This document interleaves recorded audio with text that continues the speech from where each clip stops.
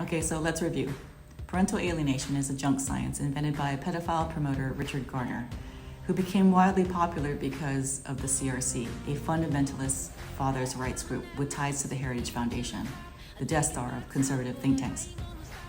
The CRC was founded by David L. Levy, who wrote, quote, "I co-created the CRC back in 1985 after I fought to keep my ex-wife from relocating with our son," unquote. She divorced him and won full custody, then moved to the opposite side of the country to get away from Levy. The CRC established chapters faster than Starbucks in China.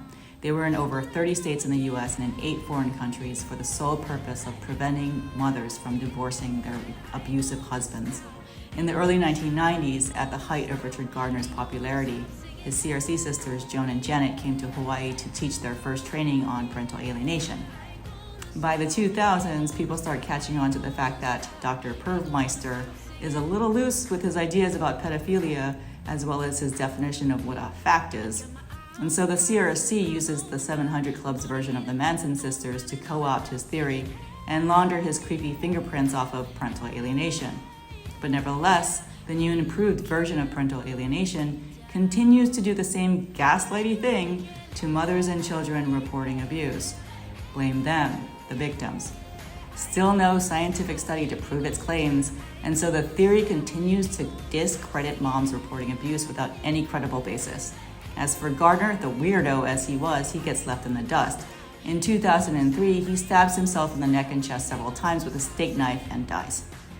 I am not making this up.